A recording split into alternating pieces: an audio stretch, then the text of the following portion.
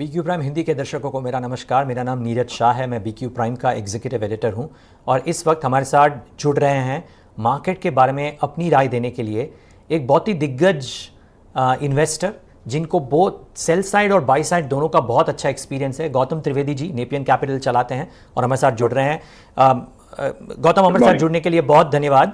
आपसे समझना चाहेंगे क्योंकि आप अभी यूएस में रह के भी आए हैं, तो क्या एक नॉर्मल इन्वेस्टर को टीवी पे ये बात सुन के कि इंडियन मार्केट्स एक्सपेंसिव हैं डर जाना चाहिए, या क्या उनको ये सोचना चाहिए कि नेक्स्ट 12, 24 या 36 महीनों में इंडिया में कितना फंड फ्लो आ सकता है एफआई के द्वारा और मार्केट्स ठीक रह सकते हैं? आप कैसे सोचते हैं? आप देखिए कि पिछले करीबन 20 या 25 सालों में भारत हमेशा महंगा रहा है विद रिस्पेक्ट टू एशिया। बाकी के जो एशियन कंट्रीज है, इमर्जिंग मार्केट कंट्रीज है, हम लोग, हमारा मार्केट हमेशा महंगा रहा है। और मुझे लगता है कि ये महंगाई जो प्रीमियम है अपना इंडिया का बरकरार रहेगा, क्योंकि यहाँ पे जो ग्रोथ रेट है, जो अर्निंग्स ग्रोथ जिसकी मैं बात कर रहा हूँ, नई कंपनियां जो लिस्ट हो रही है, अपॉर्चुनिटी सेट जो इंडिया में दूसरे मार्केट्स में नहीं है। अब महंगाई जो इंडियन मार्केट की है वो रहेगी, लेकिन ये भी मुझे चेतावनी देनी चाहिए कि नॉर्मली एमएससीआई जो है, एमएससीआई इंडेक्स जिसकी मैं बात कर रहा हूं, और एमएससीआई इंडिया का जो आज की तारीख में जो प्रीमियम चल रहा है, महंगा प्रीमियम चल रहा है, वो 60% है ओवर एमएससीआई एशिया। और ये नॉर्मली 31% होता है जो 10 साल का एवरेज है। तो इंडिया वैसे आज की तारीख में तो डबल महंगा हो गया है compare to rest of Asia, पर मुझे लगता है कि ये प्रीमियम बरकरार रहेगा, क्योंकि जो ग्रोथ यहाँ पे है वो दूसरे देशों में नहीं है। ओके, गौतम जी, आपसे समझना चाहेंगे कि आप ये ग्रोथ की जो एस्टिमेट्स आप लगा रहे हैं, हाइपोथेसिस कर रहे हैं, उसको आप अपने पोर्टफोलियो में कैसे ढाल रहे हैं? कहाँ पे आप बुलिश हैं, कहाँ पे आप बेरिश हैं, और कहाँ पे आप सोच रहे हैं कि आप ये सेक्टर में इन्वेस्ट करके या ये स्टॉक्स में इन्वेस्ट करके आप 3-4 साल के लिए भूल सकते हैं, जैसे वो हीरो का ऐड होता था कि fill it, shut it, forget it? Correct. अच्छा, ये आपने जो बात जो कही है वो सही है कि इंडिया में मैं लोगों को, इन्वेस्टर्स को यही बोलता हूं कि इंडिया में 100 से 150 ऐसी कंपनियां हैं जहां पे आप उसमें निवेश करके 5 या 10 साल तक भूल सकते हो। अब एचडीएफसी बैंक ले लीजिए, पिछले 25 सालों में जो इन्वेस्टर्स को ये एक स्टॉक ने कमा के दिया है, वो कोई और स्टॉक ने किया नहीं है। आइशर मोटर है, बजाज फाइनेंस है, इन्फोसिस है। तो ये मतलब ऐसी कई कंपनियां हैं जहां पे निवेश करने के बाद ना तो मैं इन्वेस्टर्स को बताऊंगा कि ट्रेडिंग करो, ना तो शॉर्ट करो, एफएनओ करो, कुछ मत करो। ये कंपनियों को कैश मार्केट में खरीद के आप 5 साल तक भूल जाइए, और मुझे लगता है कि उसमें जो पैसा बनेगा वो बड़ा पैसा बनेगा कंपेयर टू कि आप एफएनओ में ट्रेडिंग कर रहे हो, शॉर्टिंग कर रहे हो। उसकी कोई जरूरत नहीं है। इंडिया, जब मैं अंग्रेजी में बोलूंगा, India is the best long only market in the world. मतलब खरीद के जब आप सिर्फ इन्वेस्ट करो, ट्रेड मत करो ये कुछ कंपनियों को। और ये कंपनी जो मैंने बताया, 100 से 150 कंपनियां ऐसी है जहां पे ट्रेडिंग की कोई जरूरत नहीं है। आपका बड़ा पैसा तब बनेगा जब आप निवेश करके 5 साल के बाद देखेंगे उसका अप्रिसिएशन कितना हुआ है। वाओ। सो हमारे दर्शक ये भी समझना चाहेंगे, हालांकि मैं आपको अपना पोर्टफोलियो तो नहीं पूछ सकता, लेकिन मैं ये समझना चाहूँगा कि ये जो आपने नाम बताया, ये तो एवरग्रीन लार्ज कैप्स हैं, पिछले 10-20 साल से काफ़ी वेल्थ क्रिएट किया है और शायद आगे करते रहेंगे। बट आपको नई अपॉर्चुनिटीज़ कहाँ में दिख रही हैं? क्योंकि पिछले 5 साल में इंडिया में काफ़ी नए सेक्टर्स आए हैं। आपने भी अपने हमारे जो इंग्लिश इंटरव्यू था उसमें बताया था कि लॉट ऑफ न्यूअर अपॉर्चुनिटीज़। तो ये समझना चाहेंगे आप नई अपॉर्चुनिटीज़ कहाँ पे देखते हैं? देखिए, 5 साल पहले या इवन 4 साल पहले ईएमएस, इलेक्ट्रॉनिक मैन्युफैक्चरिंग सर्विसेज का मैं उदाहरण दे रहा हूं आपको। उसमें सिर्फ 2 कंपनियां थी, डिक्सन टेक्नोलॉजीज और अंबर। आज की तारीख में करीबन 7 से 8 और कंपनियां आ गई है। तो ये पूरा नया क्षेत्र है भारत के लिए, और मुझे लगता है कि ये ऐसा एक क्षेत्र है जहां पे ग्रोथ रेट बरकरार रहेगा आने वाले 10 या 20 सालों तक। ये एक हो गया। दूसरा क्षेत्र है जहां पे कंपनियां, सिर्फ एक या दो कंपनियां लिस्टेड है, वो ये स्पेस में। मैं एक और उदाहरण दे रहा हूं। हमारी एक जो हमने दिसंबर में कंपनी में निवेश किया, उसका नाम है landmark cars. Landmark cars India की सबसे बड़ी ऑटोमोबाइल डीलरशिप कंपनी है। वो Mercedes Benz, Honda Motors, BYD, jeep और फोक्सवैगन के डीलरशिप्स पूरे इंडिया में उनके उनके डीलरशिप्स है।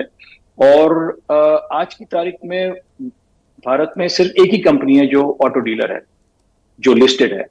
सो ऐसी कई कंपनियां हैं जहां पे it is the only company in that sector to be listed. Varun beverage देख लीजिए, वो हमारी एक और इन्वेस्टी कंपनी है। पूरे जो आपको pure F&B, food and beverage, not even food and beverage, सिर्फ बेवरेज कंपनी में निवेश करना है तो सिर्फ एक ही कंपनी है जो लिस्टेड है, वो है वरुण बेवरेजेस। तो मेरा कहने का यह मतलब है कि एक तो नए उभरते सेक्टर्स है, और दूसरे क्षेत्र ऐसे है जहां पे सिर्फ एक या दो कंपनीज लिस्टेड है, और वो कंपनीज भी महंगी रहेगी क्योंकि स्केर्सिटी प्रीमियम है कि भाई इसके अलावा और कोई चारा नहीं है, इसी कंपनी में निवेश करना पड़ेगा जो आपको ये क्षेत्र में इंटरेस्ट हो तो। ओके, अब थैंक यू ये शेयर करने के लिए। सिर्फ ये समझना चाहेंगे गौतम कि मतलब आपके पास तो एक्सपर्टीज़ है, तो शायद आप मिड कैप स्मॉल कैप में भी अच्छी तरह से इन्वेस्ट कर सकते हैं, लेकिन क्या आप रेकमेंड करेंगे कि जो आम इन्वेस्टर है वो जो नए थीम को आइडेंटिफाई करने के बाद क्या उसको लीडर के साथ स्टिक करना चाहिए, ये ज़रूरी है, या थोड़ा रिसर्च करके बेटर रिटर्न्स की अपॉर्चुनिटी लीडर में नहीं बट शायद छोटी कंपनीज में भी हो, ये सब नए क्षेत्रों में? छोटी कंपनी का एक ही रिस्क है कि वहां पे लिक्विडिटी कम रहेगी, और वो हिसाब से जो इंडिविजुअल इन्वेस्टर की कैपेसिटी है, जितना उनको निवेश करना है, वो हिसाब से उनको देखना पड़ेगा। लेकिन जो बड़ी कंपनियां हैं हर एक क्षेत्र में, उसमें लिक्विडिटी ज्यादा रहेगी, मार्केट कैप बड़ा रहेगा, और जो मार्केट कैप का जो प्रीमियम रहेगा ओवर द मिड और स्मॉल कैप, वो प्रीमियम अपने आप, it is self fulfilling prophecy कि जब मार्केट कैप बड़ा होता है तब बड़े इन्वेस्टर्स आके, बड़े म्यूचुअल फंड्स आके, बड़े बड़े इंश्योरेंस कंपनीज आके उसमें निवेश कर सकते हैं क्योंकि उसका मार्केट कैप बड़ा है। छोटी कंपनियों में आपको, मुझे लगता है 5 या 10 साल का व्यू रखना पड़ेगा कि ये कंपनी आज छोटी है, लेकिन 3 या 4 या 5 सालों के अंदर ये भी मतलब बड़ी कंपनी बन सकती है। तो ये प्रमोटर पे आधारित है, और जब तक आप अपना होमवर्क ना करें, मैं हर एक इन्वेस्टर को, जब मैं शादी में जाता हूं या किसी की या पार्टीज में जाता हूं, लोग हमेशा मुझे पूछते हैं कि भाई हमको ऐसी कंपनी बताओ जिसका जिसका दाम हो 20 रुपया और 50 या 40 रुपया जल्द से जल्द हो सके। मैं हमेशा इन्वेस्टर्स या दोस्तों को बोलता हूं, आज की तारीख में थैंक्स टू सेबी पूरी इंफॉर्मेशन कंपनी की वेबसाइट पे अवेलेबल है। NSE BSE की वेबसाइट पे भी कंपनी को बाकायदा इंफॉर्मेशन भेजनी पड़ती है। तो सब इंफॉर्मेशन कंपनीज पे की अवेलेबल है पब्लिकली फॉर फ्री। तो आप निवेश करने के पहले हमेशा जाके अपना खुद का होमवर्क कीजिए और टिप पे आधारित मत रहिए। और अगर कम पैसा हो तो म्यूचुअल फंड में करें, ज़्यादा पैसा हो तो PMS या AIFs में इन्वेस्टमेंट करें। That might be a better way to do it. Gautam, मेरा आखिरी सवाल आपसे, आप US से आए हैं, आपको कैपिटल भी मिला होगा, आप काफ़ी कंस्ट्रक्टिव साउंड हो रहे हैं हमारे कॉन्वर्सेशंस में। ऐसी कोई एक बात जो आपको रात को जागने पे मजबूर करती है? वैल्यूएशंस हो सकता है, 2024 इलेक्शन हो सकता है, कुछ भी। ऐसी कोई एक बात जो आपको डराती है भारतीय मार्केट के बारे में, फ्यूचर के बारे में?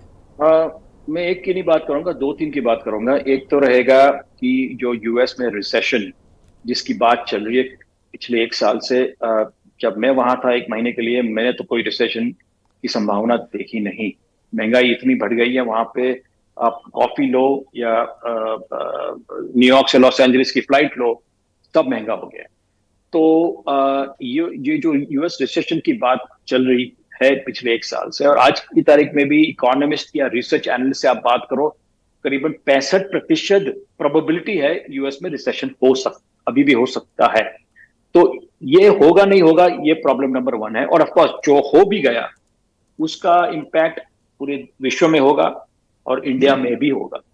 तो ये चिंता नंबर 1 है। दूसरी चिंता है अपनी मॉनसून की, और ये जो एल नीनो की जो जो कई एग्रीकल्चरल एक्सपर्ट जो है उन्होंने बताया कि इस साल एल नीनो का इम्पैक्ट रहेगा पूरे विश्व में, और अपने देश में भी ये इसका इम्पैक्ट आ सकता है। कितना भारी होगा वो तो किसी को मालूम नहीं है, लेकिन ये डेफिनेटली चिंता नंबर 2 है। और चिंता नंबर 3 रहेगा कि आने वाले इलेक्शन में मैं सिर्फ जनरल इलेक्शन की बात नहीं कर रहा हूं अगले साल की, लेकिन आज ये साल में भी जो स्टेट इलेक्शन आ रहे हैं, बड़े बड़े बड़े स्टेट्स के इलेक्शन जो आ रहे हैं, वहां पे मोदी जी की सरकार या एनडीए का परफॉर्मेंस कैसा रहेगा, that I think will be very very important. तो दीज आर द 3 थिंग्स जिससे मेरे को रात को कभी कभी नींद नहीं आती। ओके, चलिए उम्मीद करते हैं ये सब पासे ठीक तरह से गिरे। बट हमारे साथ जुड़ने के लिए बहुत धन्यवाद गौतम, आपने बहुत अच्छी राय बताई है। आई एम श्योर दर्शकों को और रीडर्स को बहुत फायदे कारक होगी। Thank you for sharing all of this with us. Thank you और दर्शक हमारे साथ जुड़ने के लिए धन्यवाद।